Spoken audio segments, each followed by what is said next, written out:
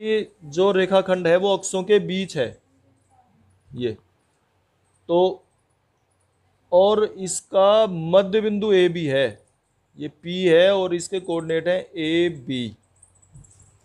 ठीक है, अब हमें इस रेखा की समीकरण निकालनी है। ठीक है, चलो हमने मान लिया ये तो मूल बिंदु होता है भाई ओ, इसके कोऑर्डिनेट क्या हो बताओ, 0 0। ठीक है, तो इसे कोऑर्डिनेट हमने लिख लिए 0 0 हैं। अगर मान लिया ये यहां से लेके यहां तक की डिस्टेंस h है, तो तुम इससे कोऑर्डिनेट बता सको क्या होंगे, बताओ। और अगर मान लिया ये यहां से लेके यहां तक की डिस्टेंस k है, तो इसके कोऑर्डिनेट भी बताओ। तो इसके तो क्या होंगे, h0, x की वैल्यू पहले लिखेंगे, और इसके क्या होंगे 0k। ठीक है, अच्छा ये अंतःखंड है ना एक तरह से h और k, अंतःखंडी तो है ये, है ना। तो अंतःखंड के रूप में समीकरण बताओ क्या थी, अंतःखंड के रूप में याद हो किसी को।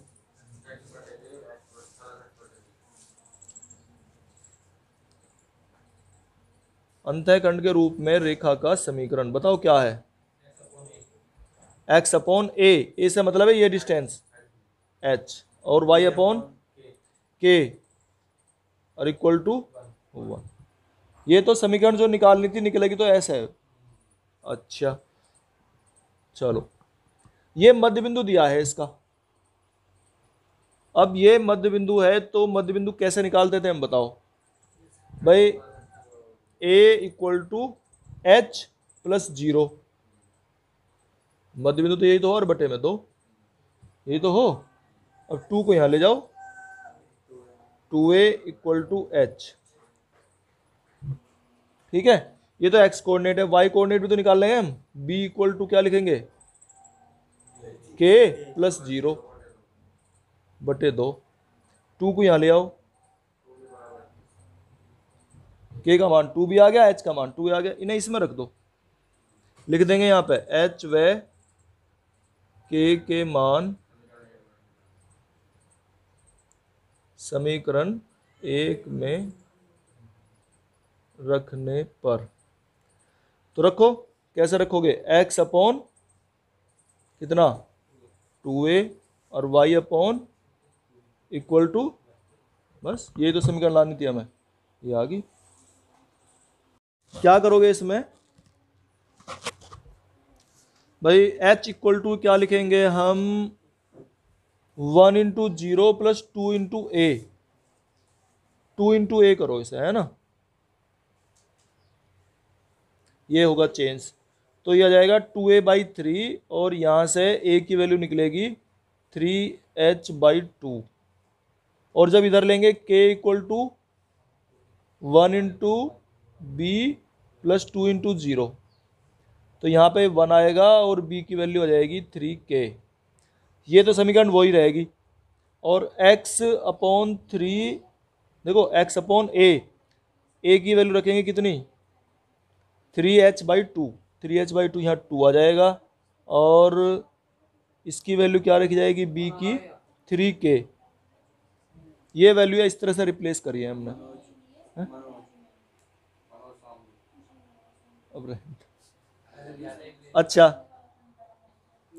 अब इसके बाद जो है देखो, ये हो गया इसमें यानी कि 2x, और ये हो गया, देखो k तो यहाँ आ जाएगा, ठीक है ना, ये k तो k की तो मल्टीप्लाई कर दो यहाँ, तो ये तो हो गया 2kx, और यहाँ इसे कर दो कितना k(hy) और इक्वल टू 3। बस ये हो गया सही, ये सब जानकारी से।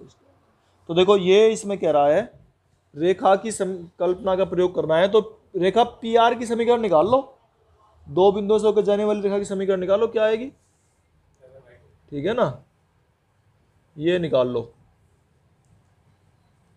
दो बिंदुओं पी आर से होकर जाने वाली रेखा की समीकरण निकाल लेंगे हम। और वो दो बिंदुओं से होकर जाने वाली रेखा की समीकरण का फॉर्मूला तुमने पढ़ी रखा है। इसे y1 ले लेते हैं तो y minus zero equal to y2 minus y1 बटे x2 माइनस x1 और x माइनस x1। ठीक है ना, ये आ गया। y माइनस जीरो तो y रह गया, ये 2 रह गया और ये डिवाइड में 5 आ गया और इधर x माइनस 3 हो गई। 5 की इसमें मल्टीप्लाई कर देंगे और 2 की यहाँ कर लेंगे तो ये आ गई 2x और 5y उधर चला जाएगा माइनस 5y और माइनस के 6 को चाहे इधर ले आओ तो ये रेखा की समीकरण आ गई होगी। अब ये कहता है कि अगर रेखा की समीकरण ये है, इसमें तीसरा बिंदु ये है, तीसरा बिंदु भी इसे संतुष्ट करना चाहिए। फिर तो अगर ये बिंदु इस रेखा पे है, एक संरेख है ये बिंदु, तो इसे संतुष्ट करना चाहिए।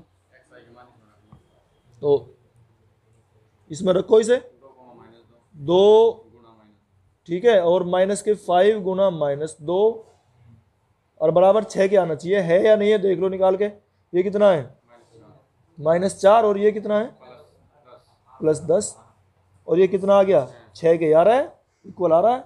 इसका मतलब ये इसे माइनस टू संतुष्ट करता है, तो ये भी इसी रेखा पर है। इसका मतलब ये संरेख है। ठीक है।